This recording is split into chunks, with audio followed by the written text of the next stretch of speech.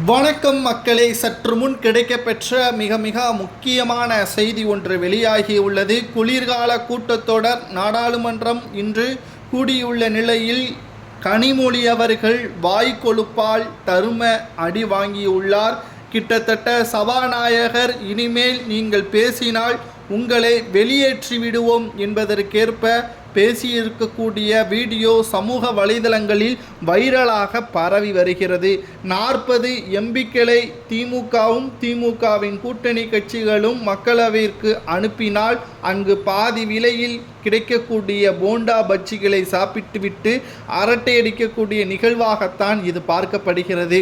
கனிமொழி அவர்கள் பேசக்கூடிய நேரத்தை தவிர மற்ற அனைத்து நேரங்களிலும் பேசுகிறார். அதுவும் மற்ற எம்பிக்கள் பேசும்பொழுது குறுக்கிட்டு அவர் என்ன பேசுகிறார் என்பது கூட முழுமையாக மற்றவர்களுக்கு கேட்க விடாமல் இடையூறு செய்வதாகவும் புகார்கள் எழுந்துள்ளது.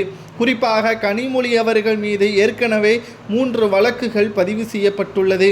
அதில் ஒன்றுதான் கடந்த 2021 மக்களவை குறிப்பிட்ட நேரத்தில் சுமார் 500 கோடி ரூபாய் அவரது தொகுதிக்கு ஒதுக்கீடு செய்யப்பட்டது. அதிக அளவு இந்த தொகைக்கான விளக்கத்தை செலவு செய்ததற்கான அறிக்கையை இன்று வரை வெளியிடவில்லை.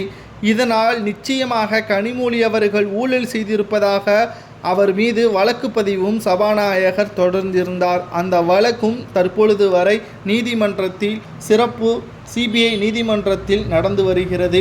இந்த வழக்கில் அவர் குற்றவாளி, அனைத்தையும் ஊழல் செய்துவிட்டார் என்று நிரூபணம் செய்யவிட்டால் அவரது MP பதவி கூட பறிபோகிவிடலாம் என்பதற்கேற்ப தகவல்களும் வெளியாகியுள்ளது. இப்பேற்பட்ட சூழலில் மற்ற எம்பிக்கள் பேசும் பொழுது இடையூறாக இருப்பது எந்த விதத்தில் நியாயம் என்று சமூக வலைதளங்களில் கேட்கப்படுகிறது.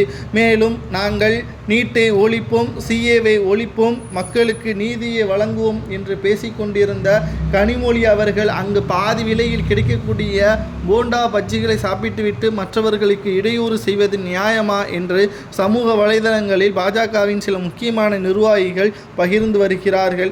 அது மட்டுமல்ல, குளிர்கால கூட்டத்தொடர் இன்று தொடங்கியிருக்கக்கூடிய நிலையில் முதல் நாளிலேயே வசமாக தற்பொழுது சபாநாயகருடன் பேச்சுவார்த்தையில் கடும் வாக்குவாதமாக மாறி இருக்கக்கூடிய நிலையில் இந்த கூட்டத்தொடரில் நிச்சயம் கனிமொழி அவர்கள் கடும் கோபத்தில் தான் இருப்பார் என்றும் தெரிய வருகிறது.